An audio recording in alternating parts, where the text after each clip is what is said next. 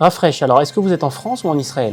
Baruch Hashem, la yeshiva en France existe depuis 25 ans maintenant et bien évidemment nous sommes en France, toujours dans nos 2000 m² proches du Hanguin, avec une yeshiva qui s'est développée, les Bachorim ont grandi, sont devenus des Avrichim, on fait des communautés autour de Paris, en Israël aussi, et chaque année nous avons de plus en plus de monde qui vient remplir les bancs de notre yeshiva. Et donc à quoi correspond cette structure en Israël? Nous avons décidé depuis un an d'ouvrir une nouvelle structure en Israël. Pourquoi? Il y a énormément de Bachurim qui sont venus en Israël et il était nécessaire aujourd'hui pour la communauté française d'avoir une yeshiva de haut niveau. En effet, les Bachurim ont étudié un peu partout dans les grandes yeshivot, mais on n'avait pas encore un pôle d'excellence. Et c'est extraordinaire de voir ces jeunes qui sont par dizaines qui viennent intégrer notre nouvelle yeshiva en plein centre de Beit Vegan à Yerushalayim et qui ont un niveau, c'est intéressant, ils sont bons, ils veulent grandir, ils seront les prochains dirigeants de notre communauté française qui s'installe en Israël. Et comment se gèrent les deux yeshivot? Alors c'est vrai qu'il faut les gérer les deux à la fois. Alors Baruch Hashem, notre structure française tourne déjà depuis 20 ans et nous avons des rabbanim présents qui gèrent. Et nous avons en Israël aussi des rabbanim très appréciés dans tout le système israélien,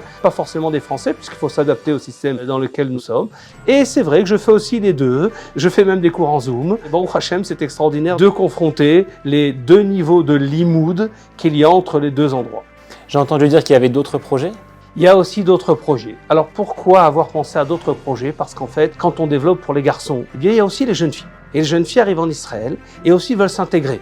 Alors nous avons comme projet, l'année prochaine, nous avons déjà fait toutes les démarches et ça ouvrira à la rentrée prochaine, d'ouvrir un séminaire, mais un séminaire adapté aux besoins de nos jeunes filles. C'est-à-dire où il y aura à la fois, bien évidemment, du Kodesh à un niveau nécessaire pour des filles post-bac, mais aussi la capacité d'avoir des études universitaires dans une même structure, dans un grand bâtiment, qui leur donneront des diplômes universitaires israéliens, des masters, et elles seront dans un campus séminaire universitaire qui leur permettront ensuite elles-mêmes de pouvoir vivre. Elles arrivent après le bac et c'est souvent plus difficile de s'adapter, alors que les garçons ont déjà fait beaucoup de yeshiva. On parle aussi d'une école? Vous savez, il y a un sujet qui me tient à cœur.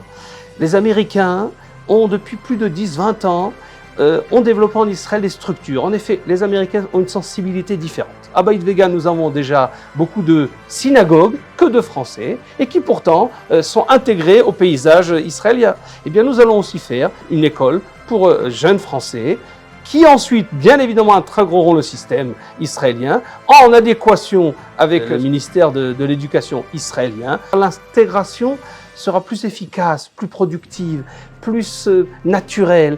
Et en fait, lorsqu'on a un repère par rapport à notre culture, alors on peut intégrer une nouvelle culture en douceur et en tranquillité.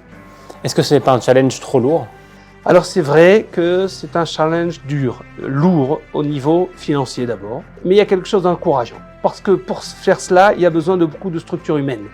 Et nous avons tous ces jeunes Français qui aujourd'hui ont été à la yeshiva, dans notre yeshiva et dans d'autres yeshivas, et des jeunes filles aussi, qui ont aujourd'hui 25, 30, 35, qui veulent produire pour la communauté. Ils sont là, ils sont dans l'attente, ils sont prêts à le faire. La situation géopolitique n'est pas très évidente, la guerre, les Français hésitent à venir parce que le problème principal, c'est l'adaptation au niveau des études. Il faut mettre en place, et nous avons ceux qui sont déjà là pour le faire.